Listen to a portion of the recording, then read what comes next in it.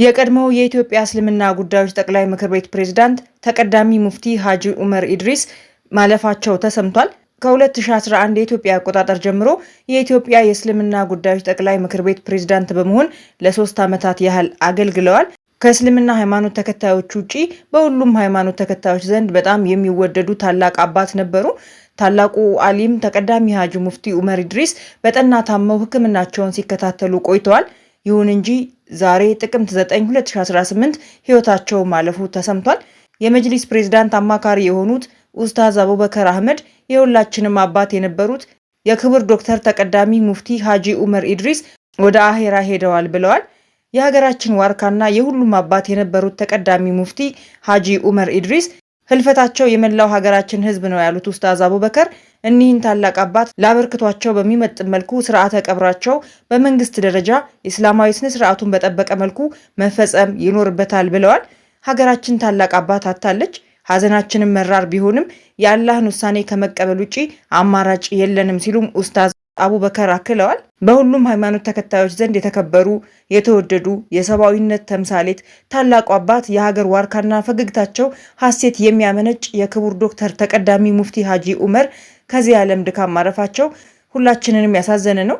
ጠቅላይ ሚኒስትር አብይ አህመድም በሐጂ ዑመር ኢድሪስ ህልፈት የተሰማቸውን ሀዘን ገልጸዋል። ጠቅላይ ሚኒስትሩ ባስተላለፉት የሀዘን መግለጫ የኢትዮጵያ እስልምና ጉዳዮች ጠቅላይ ምክር ቤት ፕሬዝዳንት የነበሩት ተቀዳሚ ሙፍቲ ሐጂ ዑመር ኢድሪስ በማረፋቸው ሀዘን ተሰምቶኛል ብለዋል። ሐጂ ዑመር በአመራር ዘመናቸው የተለያዩ ወገኖች ወደ አንድነት እንዲመጡና የእስልምና ጉዳዮች ጠቅላይ ምክር ቤት በህግ እውቅና እንዲኖረው ያደረጉት አስተዋጽኦ ሁሌም ቢሆን የሚታወስ ነው ሲሉ ገልጸዋል። ጠቅላይ ሚኒስትሩ ለሐጂ ዑመር ኢድሪስ ቤተሰቦችና ለመላው የኢትዮጵያ ሙስሊሞች መጽናናትን ተመኝተዋል። የአባታችን የቀብር ስነ ስርዓትን በተመለከተ ከቤተሰቦቻቸውና ከመላው ሀገሪቱ በሚውጣጣ ብሔራዊ ኮሚቴ አማካኝነት በኢትዮጵያ እስልምና ጉዳዮች ጠቅላይ ምክር ቤት በኩል የሚፈጸም እንደሆነ ነው መረጃው የደረሰ።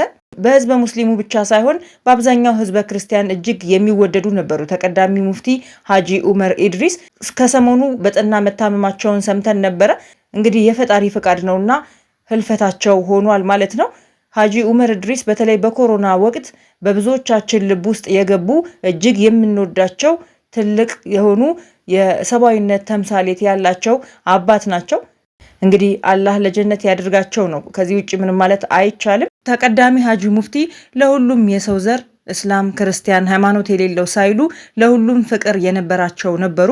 በኢትዮጵያ ያለው እርስ በርስ መበላላት፣ እርስ በርስ መጣላት፣ መገዳደልም አሳስቧቸው ከዚህ ቀደም እንዲህ ብለው ነበረ። አሁን ኢትዮጵያ ያለችበት ሁኔታ ያሳስበኛል። እኔ አሁን 86 ዓመት ሊሞላኝ ነው። ሌሊት እንቅልፍ የለኝም። ለ2 ሰዓታት በተኛ ነው፣ ቀሪውን አለቅስበታለሁ። ለምንድን ነው ብዙ ለማንቆይበት የምንጋደለው? ለምንስ ነው የምንጫረሰው? በጣም ያሳስበኛል፣ ያስለቅሰኛል። ሰውነት ይቀድማል። ሰው ሁኑ። ቅድሚያ ሰውነት ይቀድማል። ከሃይማኖት ሰውነት ይቀድማል። ከዘርም ሰውነት ይቅደም። አላህ ሰውን ከሁሉ በላይ አልቆታል። ሰው ሊገፋ፣ ሊሰደድ፣ ሊገደል፣ ሊናቅ፣ ሊወገዝ በፍጹም አይገባም። ልዩ ፍጥረቴን ክብሩን ጠብቁለት በማለት አዟል ሲሉ ከዚህ ቀደምም ተናግረው ነበረ። እናም የሰው ልጆች መበደል፣ የሰው ልጆች በየቦታው መፈናቀልና እርስ በርስ መጋደል ያስለቅሳቸው የነበሩ ደግ አባትን ነው ያጣ ነው። ለቤተሰቦቻቸው፣ ለመላው የእስልምና እምነት ተከታይ እንዲሁም ደግሞ ሐጂ ዑመር ኢድሪስን ለሚወዳቸው በሙሉ መጽናናቱን እመኛለሁ።